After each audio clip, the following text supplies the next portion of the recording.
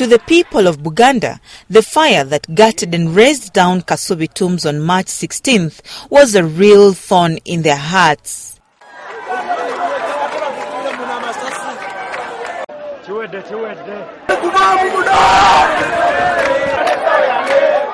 To many, the painful memory of the tombs going up in flames will never be forgotten.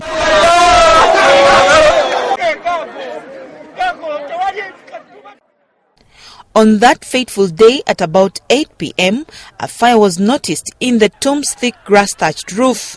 It was not long before it spread rapidly, destroying the 128-year-old royal burial ground and culture. Efforts to save some artifacts were made, but the fire was so wild. Emotions went high as people looked on helplessly. At the center of the burnt hut named Muzibu Azala Mpanga is home to 4 former Buganda kings. Oh God! What is this? For the kingdom royalists, the destruction and loss of the royal tombs is like losing a dear one.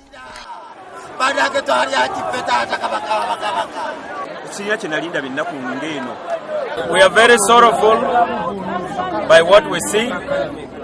This is tragic. It is quite clear that we have devils living amongst us. Naye tusaba Mukama atugumye ate tusaba n'omuntu eyakikoze Mukama y'anaamusasula ffe tulina mpeera. Authorities from Buganda Kingdom cannot agree less. Until they overcome shock, it's really hard for you to come and tell them to fight against nature.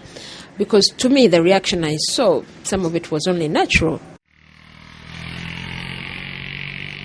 Located 5 kilometers from the city center off Hoima Road, Kasubi tombs have always been accessible to many tourists. But the major attraction is now no more. It was the first stop center for the tour agents. And I know that these are the number 4 in terms of income generation. There are so many stakeholders, the tour operators, the people who work there, because we are talking about over 100 employees and volunteers within the system, not to mention the gardeners and all that, who were earning their living from that area. And then of course, financial benefit to the kingdom is there as well. And to the people who sell, within the surroundings, you sell a few bits and pieces there.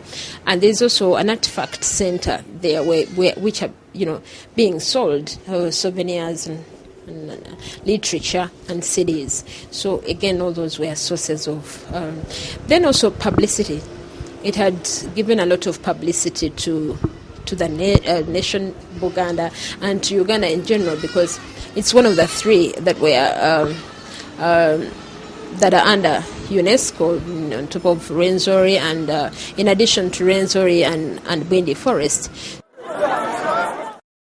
To reconstruct the tombs are underway. It is here that the remains of the former kings of Buganda rest. They include Mutesa I, Mwanga II, Daudi Chwa II, and Sir Edward Mutesa II, who was the father of the reigning king, Ronald Muwenda Mutebi II. It's the only place where the king goes and he's not a king anymore, and it has a lot of rituals that can only people can only fall within that discipline. Only in that place. For example, it's the first time that people have seen really what's all about the Muzibu Azala Mpanga itself. You could only walk within it just a few meters, and that's where you would stop. You could not be allowed to go to the forest, for example, which forest was within the heart.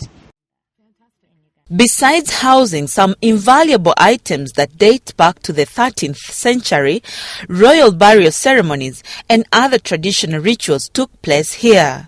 The tombs were the maker of herbalists who consulted the king's spirits. Also, this structure was said to be the biggest grass-thatched hut in the world and displayed the architectural prowess of the Buganda.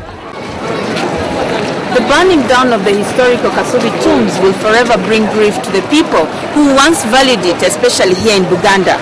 But with the ongoing efforts to rebuild Kasubi tombs, it may be a gesture to console the people and perhaps attract more attention both locally and internationally. Freda Nandutu, UBC TV at Kasubi Tombs.